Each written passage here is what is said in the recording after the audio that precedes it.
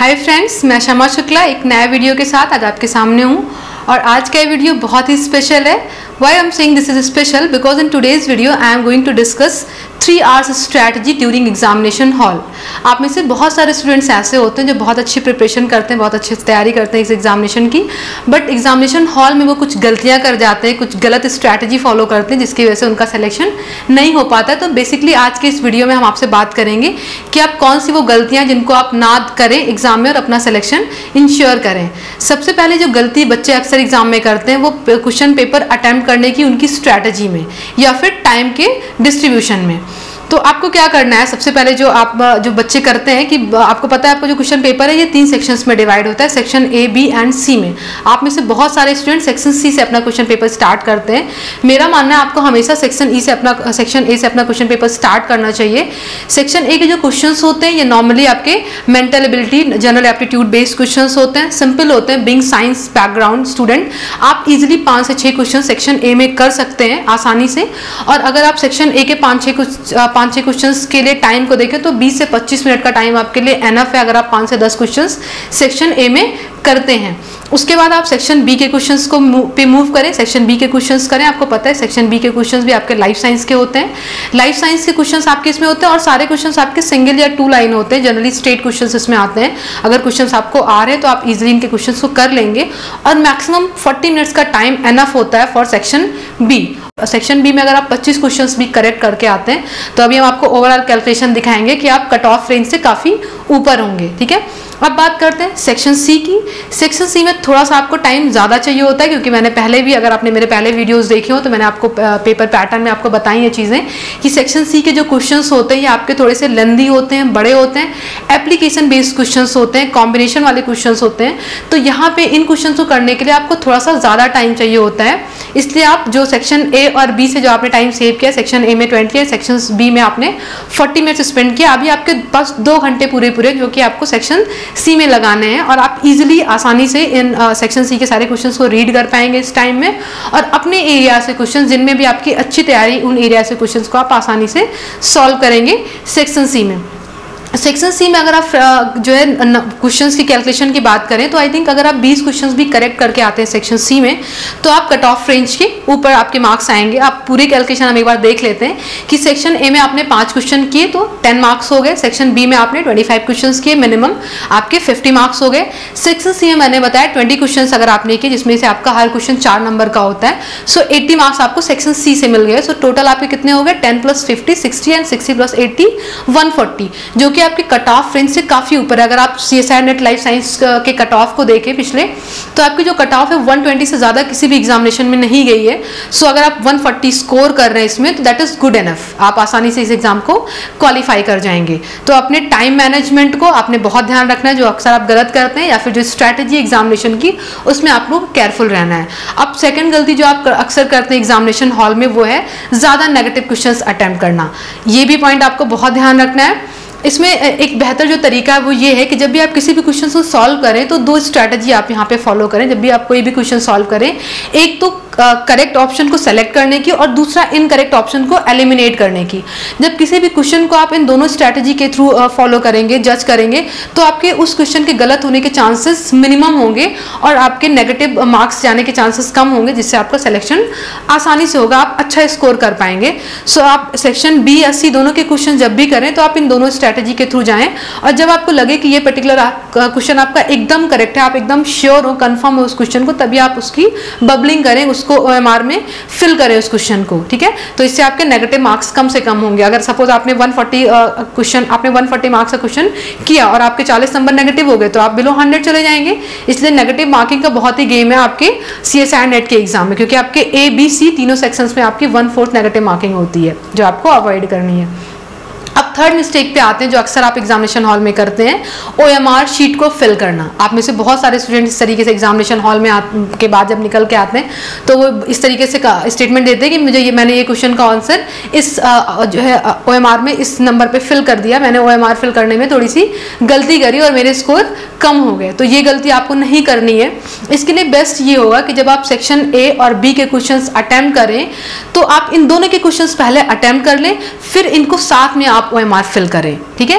क्योंकि अगर आप इंडिविजुअल क्वेश्चन सेक्शन ए के क्वेश्चंस को अगर आप इंडिविजुअली जो है सॉल्व करके उसको फिल करेंगे तो आपको ज़्यादा टाइम लगने वाला है। अगर आप बेहतर होगा कि आप सेक्शन ए और सेक्शन बी के क्वेश्चंस पूरे एक बार कर लें, फिर उसके बाद आप एक साथ में OMR फिल करें। इससे आपको एक फ़ायदा और ये भी होगा कि आप नंबर्स को कैलकुलेट भी कर सकते हैं कि आप मैंने इतने क्वेश्चन सेक्शन ए और इतने क्वेश्चन सेक्शन बी में कर लिए, तो थोड़ा सा आपको कॉन्फिडेंस भी आएगा।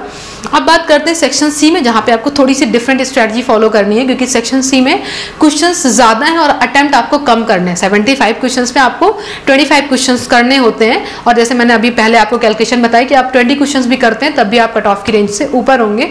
सो अगर आपको 75 में 20 क्वेश्चंस रीड करने हैं, 20 क्वेश्चंस करने हैं, तो उसके लिए आपको क्या करना है कि आप जिन क्वेश्चंस में आपने श्योर है, जिन क्वेश्चन को आपने सॉल्व किया, उनके साथ में आप OMR फिल करिए। इसका एक फायदा ये कि कभी कभी क्या होता है कि आपने सपोज शुरू के क्वेश्चंस आपने सॉल्व किए, फिर बीच के कुछ यूनिट से क्वेश्चंस आपने नहीं सॉल्व किए, सपोज आपने क्वेश्चन नंबर 73 सॉल्व किया, आफ्टर आपने 103 क्वेश्चन नंबर सॉल्व किया, तो यहाँ पे क्वेश्चन जो दोनों क्वेश्चन के बीच में गैप होता है वो बहुत ज़्यादा होता है, तो इसमें कभी कभी आप OMR फिल करने में गड़बड़ कर जाते हैं। तो बेहतर ये होगा कि आप जिस क्वेश्चन को सेक्शन सी के सॉल्व करें उसके साथ में OMR को फिल करते हुए चलें।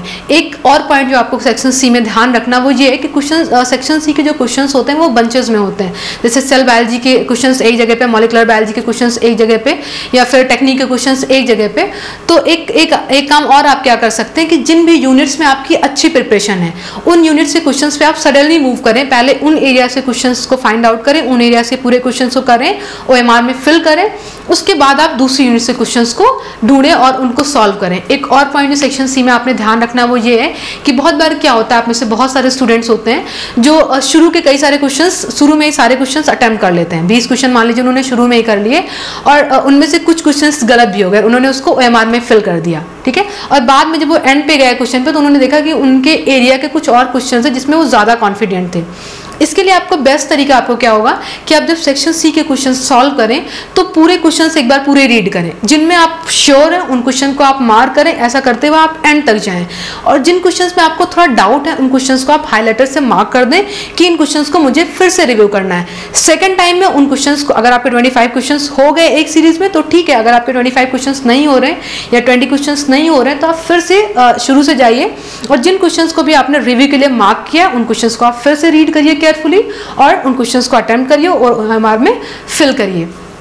अब जो लास्ट गलती जो अक्सर स्टूडेंट कमिट करते हैं उस पर मैं आपका ध्यान देना चाहूँगी कि आप जो है जब आप एग्जामिनेशन हॉल में जाते हैं वहाँ पे आपके दिमाग में बहुत सारे नेगेटिव थॉट्स आने लगते हैं कि मुझे ये चीज़ें नहीं आ रही, मुझे वो टेबल नहीं याद हो रही है, मुझे अभी कुछ भी नहीं याद आ रहा है, मैं सब कुछ भूल गया हूँ, मैं एग्जाम में कैसे परफॉर्म करूँगी या फिर कैसे परफॉर्म करूँगी। तो मेरे ख्याल से बच्चों आपका ये एक दिन का नहीं होता है कि आप सडनली आप गए और आपने एग्जामिनेशन हॉल में आप क्वेश्चन पेपर अटैम्प्ट करने लगे। इसके पीछे आपके 5 से 6 महीने की का हार्डवर्क होता है, 5 से 6 महीने की अच्छी तैयारी होती है जो आपको उन 3 आवर में परफॉर्म करना होता है। सो हमेशा आप देखिए, आपको भले लगे उस एग्जाम के टाइम में आपको शायद लगे कि मुझे कोई चीज़ नहीं याद आ रही है, सब कुछ ब्लैंक है, लेकिन जब आप यकीन मानिए जब आपको क्वेश्चन पेपर मिलेगा, आप क्वेश्चन रीड करेंगे तो आपको सारी चीज़ें एकदम से रिकॉल होंगी कि ये चीज़ें मैंने यहाँ से पढ़ी थी, ये चीज़ें मैंने यहाँ से पढ़ी थी। जब आप ऑप्शंस देखेंगे, क्वेश्चंस को प्रॉपर्ली रीड करेंगे तो आप फाइंड आउट कर पाएंगे कि ये क्वेश्चन का ये आंसर होगा या फिर ये आंसर इनकरेक्ट है। सो बिल्कुल इस चीज़ को टेंशन लेने की जरूरत नहीं है कि मुझे कोई चीज़ नहीं आ रही। आपको नेगेटिव माइंडसेट बिल्कुल नहीं करना। आप किसी भी क्वालिफाइड स्टूडेंट से मिलेंगे, कोई भी सेलेक्टेड स्टूडेंट से अगर आप मिलिए, बात करिए, तो आपको ये चीज़ें पता चलेंगी कि ये फेजेस हर स्टूडेंट के साथ में आती है, सबके साथ में होता है। एग्जामिनेशन हॉल के पहले, एग्जामिनेशन हॉल में जाने से पहले ये चीज़ें आती हैं कि मैंने सारी चीज़ें नहीं आ रही हैं, बट आपने जो तैयारी करी है, जो आपकी नॉलेज है, वो कहीं वेस्ट नहीं जाने वाली है। जब आपको क्वेश्चन पेपर मिलेगा तो आपको सारी चीज़ें याद आएंगी। तो इसके लिए आपको क्या करना है कि अपना सेल्फ कॉन्फिडेंस बनाए रखना है, पॉजिटिव सेल्फ टॉक करते रहना है आपको, और अपना कॉन्फिडेंस लूज नहीं होने देना है, ठीक है। एक पॉइंट और जो मैं आपको ध्यान दिलाना चाहूँगी, आप में से बहुत सारे स्टूडेंट क्या करते हैं कि इन्विजिलेटर बात कर रहा है या फिर कोई स्टूडेंट कुछ बोल रहा है, कोई कह रहा है ये गलत है, ये सही है, या फिर जो भी आसपास की चीज़ें उनसे भी डिस्ट्रैक्ट नहीं हुई है। Forget about all these things, just need to focus, you just need to focus on your question paper. पूरी तरीके से आपकी कंसंट्रेशन आपके क्वेश्चन पेपर में होनी चाहिए उन 3 घंटों में, क्योंकि अगर ये 3 घंटे आप अच्छे से परफॉर्म नहीं कर पाएंगे तो आप इस एग्जाम को मिस करने वाला है, फिर आप सेकंड अटेम्प्ट में आपको एग्जाम में बैठना पड़ेगा। सो बेहतर होगा कि आप पूरे कंसंट्रेशन के साथ, पूरे फोकस के साथ अपने क्वेश्चन पेपर को रीड करें, उनके क्वेश्चन को सॉल्व करें, बाकी सारी चीज़ों को आप अवॉइड करें उन 3 आवर्स में। तो आपका जो है, जो चीज़ें हैं, आपके जो क्वेश्चन पेपर है उसको आप अच्छे से सॉल्व कर पाएंगे और नेगेटिव भी कम कम करेंगे, OMR को भी प्रॉपर तरीके से फिल करेंगे, अपने एरिया से क्वेश्चंस को भी अच्छे से कर पाएंगे। तो आई थिंक ये सारी गलतियां आप एग्जाम में नहीं करने वाले हैं, इस वीडियो को देखने के बाद में तो बिल्कुल भी नहीं। और आई थिंक इस वीडियो से आपको हेल्प मिली होगी इस एग्जामिनेशन के लिए। अगर ये वीडियो आपको पसंद आया हो तो लाइक करिए, अगर और ऐसे वीडियोस आप देखना चाहते हैं तो आप हमारे चैनल को सब्सक्राइब करिए और आप इसका नोटिफिकेशन बेल आइकन भी प्रेस करना ना भूलिए ताकि जो अपडेट्स हम आपको दें वो आपको मिलते रहें। Thanks for watching this video. Thank you.